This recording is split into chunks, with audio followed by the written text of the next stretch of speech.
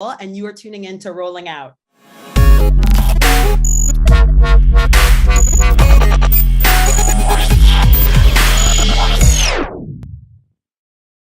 What is going on, everybody? My name is Malik Brown, here for Rolling Out Star Studio in the Black.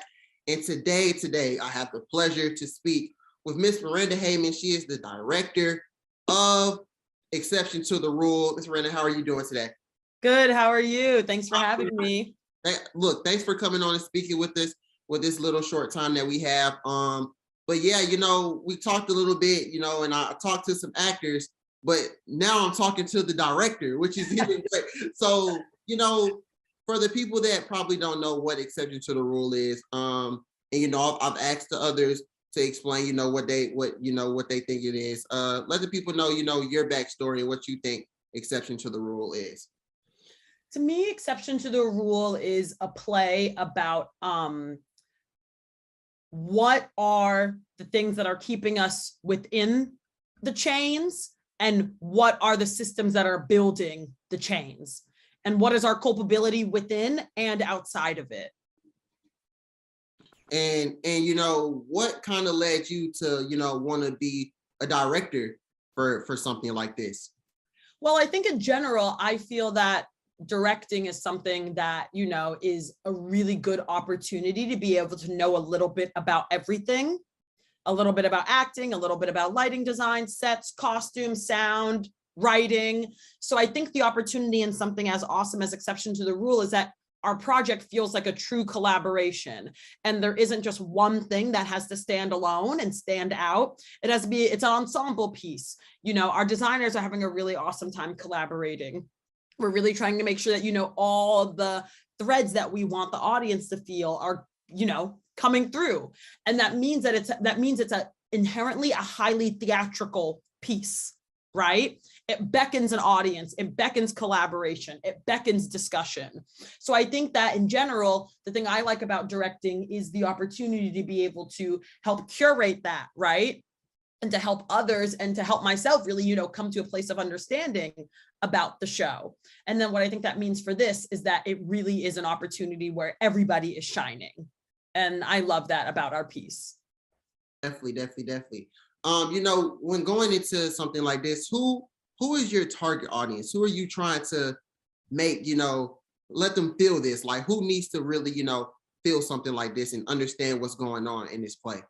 I think the folks I'm most excited about coming are honestly the Black folks. There's a lot of discourse in this play about unpacking the monolith of Blackness and showing Blackness in a variety of forms through comedy, through tragedy. So I think that that's honestly who I'm most excited about, to see their reactions and to see how they live in the world. I'm excited for folks who are fans of Beckett to come, people who have read Waiting for Godot, because I think that there's modern day questions about Beckett that we're asking in the piece. I'm really excited about folks who just love language. Dave is an incredible playwright, poet, rapper. So there's some really awesome lyricism in the piece. And I'm also just excited for folks in general who want to just come and have a laugh. What we're doing down in the Roundabout Underground is quite funny. And I'm excited also about, how then we can see the different varieties of comedy and how comedy is inherently related to tragedy and how audiences, who are interested in that spectrum might want to come and witness what we're doing down there. Definitely. Love that. To see the cast and the director and everything, you guys are going strong with this, and it's just nothing but, like you said, Black people, Black folk. How important is it for the audience to see something like that, on the stage, where it's like, oh man, they look just like me, to be able to be relatable to these people? How important is that when it comes to just, making a play, directing, and things of that nature?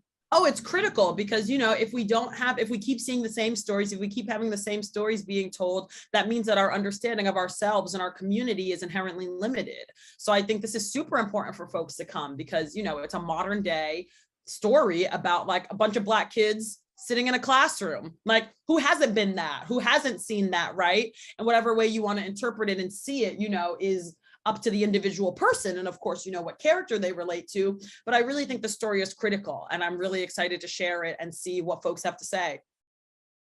At the end of the play, everybody's walking out, enjoying, having a good time. What is the one thing that you want them to get out of this play once they leave? I want them to consider how complicated the systems of violence are in our world, small and large.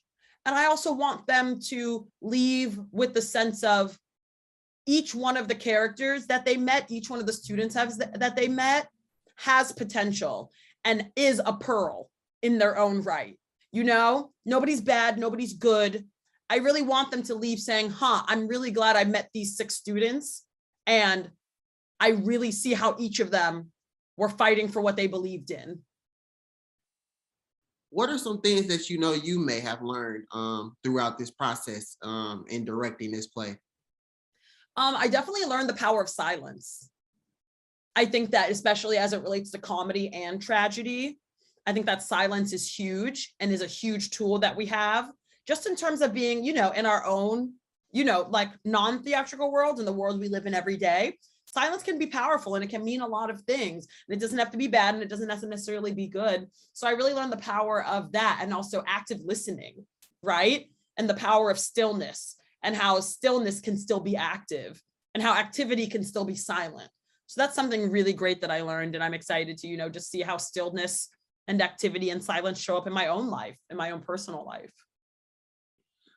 You know, for that young person that, you know, is looking into maybe getting in directing, or, you know, looking to become an actor or an actress, what are 3 tips that you would give them, aspiring, you know, Black actresses, actors, directors, producers? What tips would you give them?